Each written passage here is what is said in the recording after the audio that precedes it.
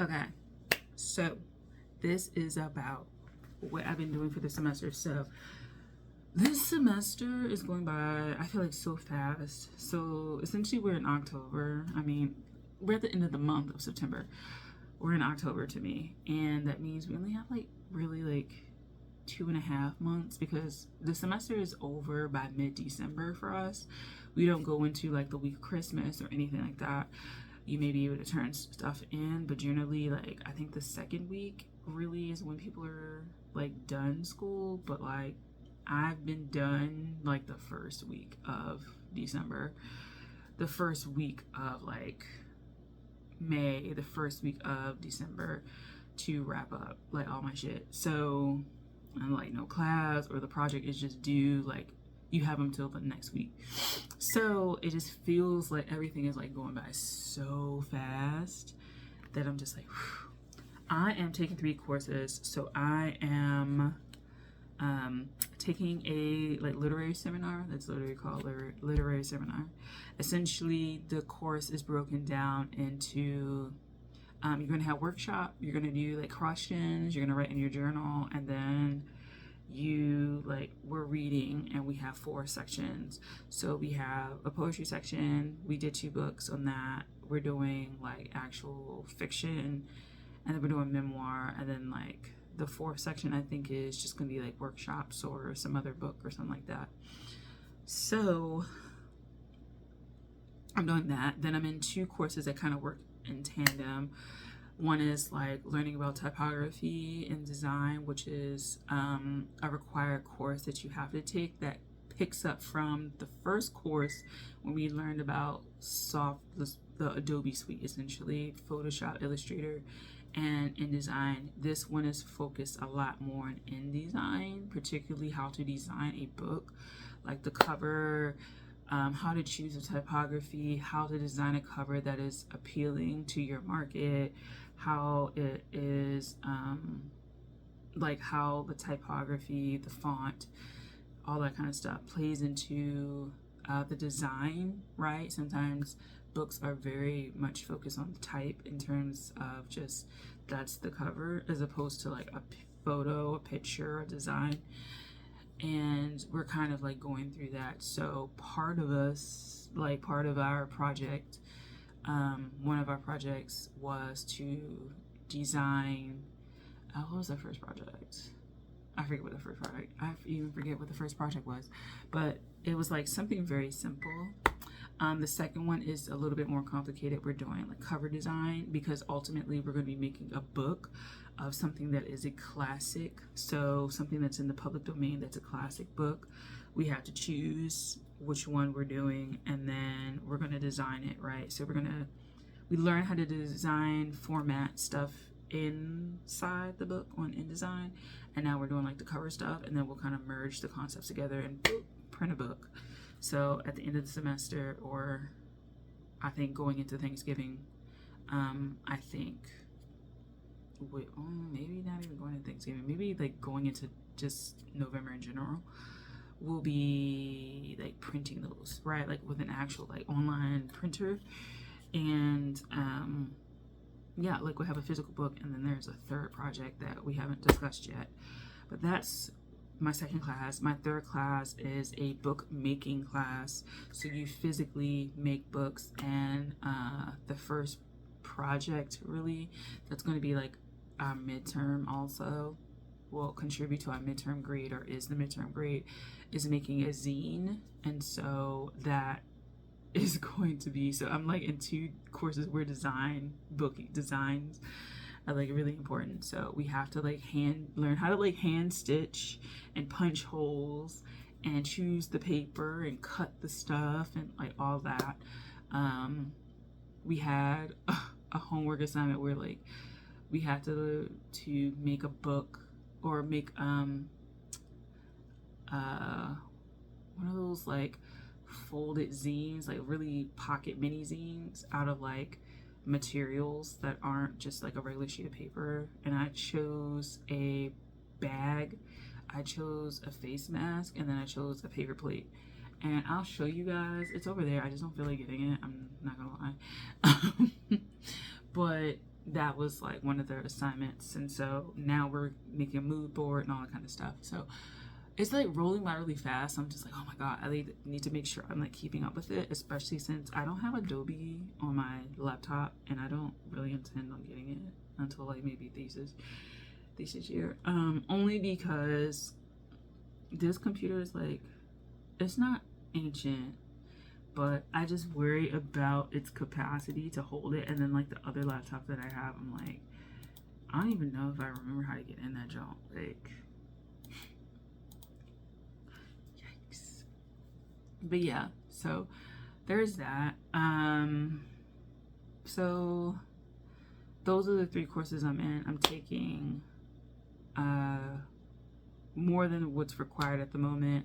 My thinking is just next semester I'll take 3, and then thesis I'll be freer to do like other stuff. I'm also considering like independent study at some point, so that might be next semester or summer or whatever.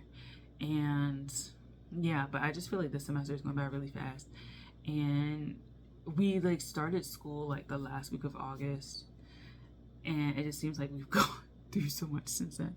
Anyway, there's that. So the 2 books that we went over in my like seminar class, The Hurting Kind by Ada Limon, which I'd already gotten, or Ada Limon.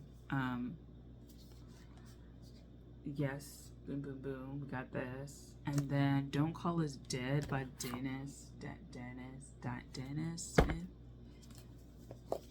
So I'm gonna say I did enjoy The Hurting Kind a little bit more.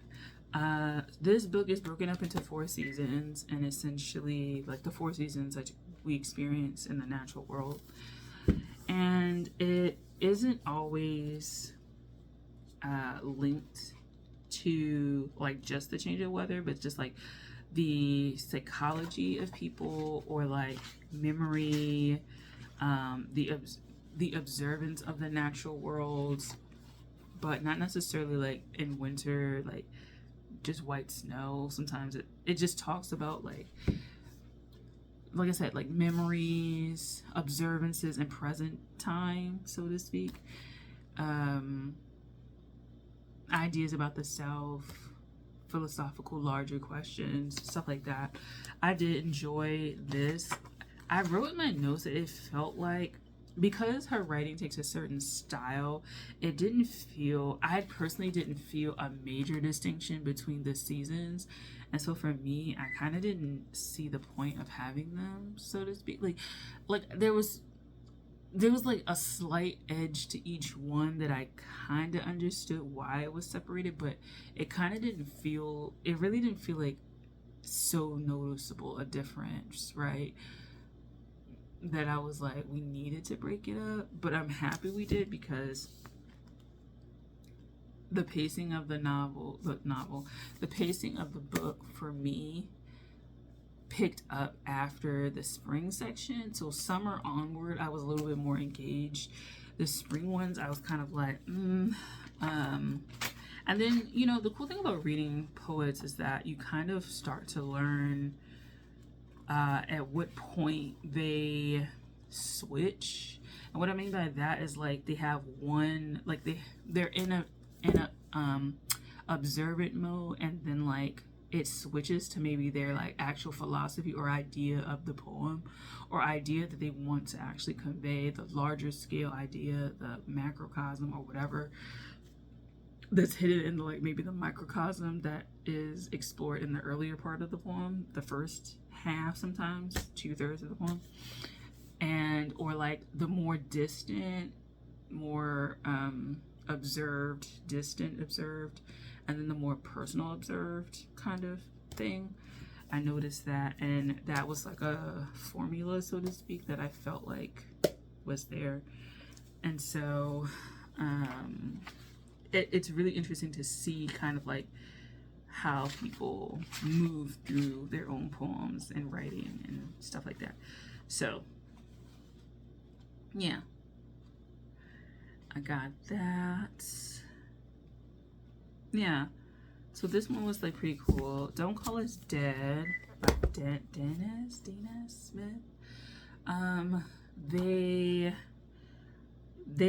had a really interesting book because they were very experimental, and I realize I don't pay attention a lot when I'm reading poetry. I just like take it for what it is right then and there. But this book did kind of force me to try and maybe be a little bit more observant, because one of the things that my teacher noted was that there are poems where there's poems where they look like this. It's very far over. It's like normally indented how you would read it. But then there are poems in here that, where is it? There are poems in here that, oh my god,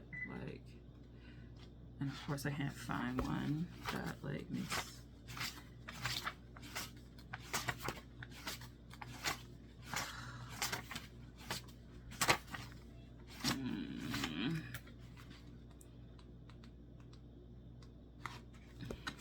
are they in the beginning? I guess maybe more in the beginning. Hold on, let me say. Oh, okay, yeah, where it's like this, and she brought up the note that these when it's like this, it's more of maybe a statement that someone's making and then a response to that, or it's meant to mirror the relationship or two perspectives of the same event or something like that. And that was something I didn't notice. So what this book in particular taught me is the intentionality of placement and design. So this is part of a poem, this is a design choice, but it's also a part of the poem, right? And it's an intentional choice to make. So intentionality when it comes to design choice, but intentionality in terms of what you are trying to say and how the physical space that this poem is going to take on a page, how you need to work that, but understand how you're working it so that you can make a coherent piece for someone to read. But also, if you do want to step up the intellectual capability of it, the intellectual elevation, you can work on that through the actual physical placement of the words on the page. Another thing with this poet is that they have an audiobook version, and that I didn't listen to it, but a few students listened to it and said that the audiobook version really gives a lot of life to the work. And also we watched them perform one of their poems that's in here, and it does, to me, it juxtaposed, because I didn't think that this poet was going to be like that, but they are. The way that they presented themselves, I didn't think that they were going to be like that, but it does give a nice variety to what you think their work would be, and how performance poetry, how performance and poetry are linked, and how some poets lean more towards that, and that is more of a way that they utilize to convey their poetry. And then some people, they just do a regular reading, and then some people, they're very active in their reading of a poem, of their poetry. So I personally, like I said, The Hurting Kinds is more my speed, but for the stuff that I want to do in terms of audio and performance, I definitely think that I can learn from Danae Smith, and I think that I can learn a little bit more about experimentation in terms of form on paper from them as well. So that is all I have to say for the semester classes. I am a TA for a course, and it's a course where they have they're building an editorial team. They're going to basically be an editorial team for the duration of the course, and they're going to work on a digital issue of one of the journals that the university has from the creative writing department. And so I'm TAing with the professor about that, and so I had to I had to catch back up with somebody from there that's on the masthead, the editor-in-chief. I have to talk to her about some stuff, because I just want to make sure that we're on the right track, because I think have to go in one day and do a presentation about something, and so I need to like make sure that I know when to do that, so I don't just like, they're like, oh, like, can you come Tuesday and like do this, and I'm like, oh, I'm not prepared. So I just gotta make sure I'm prepared for that. And then outside of that, I'm just looking for opportunities that are more publishing aligned, preferably remote. Being in the city that I am, it's not New York, and so it's like the publishing stuff is like slim pickings, but like, I don't know, I kind of just feel like the publishing world should stop having just like two centers of like writing. I think that the US especially is large enough where you can have definitely multiple cities, and that the opportunities should be a little bit more bountiful from places that are not New York. Anyway, that's all I have to say about that.